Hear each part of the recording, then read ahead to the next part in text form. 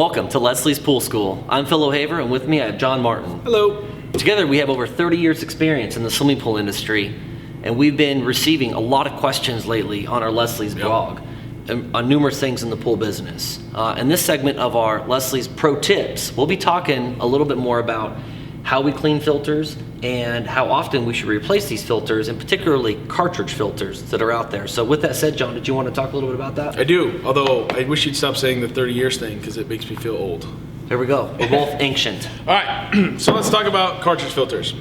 Did you just have that behind you, ironically? Magically appeared. All right, it was staged. Yeah. I got it. All right, so I guess I want to start off by talking about that not all cartridges are created equally. So what we're going to talk about today is pro grade cartridges. These are, bought obviously from Leslie's, but there are other inferior cartridges that are out there that won't have some of the similarities we're going to talk about today. So we'll talk through what a pro grade quality filter looks like and how to troubleshoot that, and we'll point out some of the flaws of inferior cartridges just so you know what you're looking for. So let's just talk quickly about when should you replace your cartridge, okay? And I want to start with these bands. So this particular cartridge has 3 bands across it. You may find a cartridge of the same size that has 1 band. Typically your higher end or your better quality cartridges are going to have more bands like this. That's because the bands are independently glued. So the band actually holds in each one of these pleats so they have the correct spacing in between them. That allows proper water flow. If the bands start to break, then these pleats will start to touch, and you basically cut your filtration in half in between those pleats. Diminish the water flow. Exactly, because now they're touching.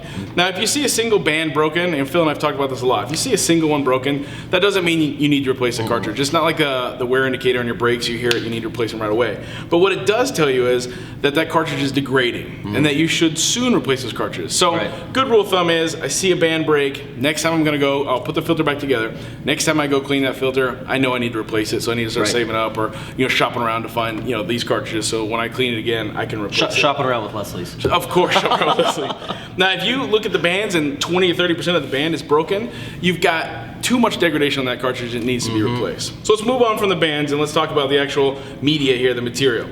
So the other area you'd want to look is you'd open up this cartridge, and inside the cartridge you want to look in the little folds.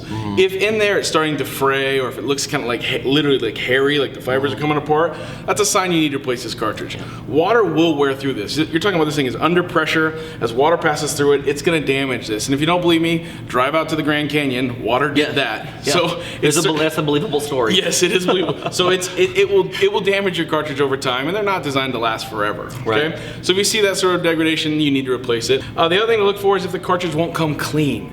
You may take it out, rinse it off, and the dirt and debris comes out, but the color of the cartridge remains kind of a brown or yucky color. And no matter how much you power wash, you can't seem to get clean. If that's the case for you, you should try some cartridge cleaner. Leslie's has some great cartridge cleaner. You would want to soak in this cartridge cleaner and then, follow the directions and then rinse it all out, and you should see a lot of those oils come out, because that's what's in this, is the oils and things that stick in these pleats, that they're a little more tacky and they don't come out with just a simple power wash.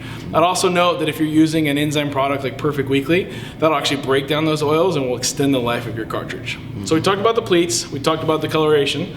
If the ends are broken, if you see any break along the caps here, you need to immediately replace that cartridge. Okay, because that means that cartridge is done. You're getting a lot of water, a lot of dirt and debris past the end of that, and it's worn out its life.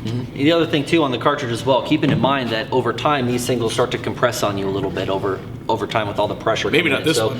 This one's a little bit more rigid there, but over time, we'll talk about the core in a second, but this will actually start to break down. You'll see some of the pleats on the base here actually start to wave over on you because this thing starts to turn. What then starts happening is this cartridge will actually start dropping inside of your canister slightly, and you may not get the right fit around here. You start losing some of the filtration, really efficiency of the filter itself. It starts to buckle in on you, exactly. And then this one too, I'll quickly point out that this has this molded injected center core here with these rectangular core in the center. You're going to be able to fit more rectangles on a sheet of paper, if you will, than circles. And a lot of the competitors out there and a lot of the generic cartridges have the circular holes in the center of that core, so you're not going to be able to pass as much water through it. You're getting optimum filtration through a center core this is injected molded, that has those rectangulars in there, letting more water go through the cartridge itself. So if you find a cartridge and it's easy to spot a cheat, go out, it's got less bands on it, start there, because if I have less bands it's going to compress more. And the core on the inside, if you can spin the core with your hand inside that cartridge, run away. That is not a good cartridge. Someone just drill pressed a piece of PVC and rammed it in there, and you're going to get this sort of leopard filtration all over that cartridge. It's not a good cartridge. You'll need to replace it way more regularly. So you're definitely looking for a molded cartridge. So Absolutely. how often should they clean this film? We talked about when do you replace it, but more often than not, they're cleaning it. So how often should they do that? So the cleaning of the filter, if I have my handy pressure gauge here, right? Where's my props?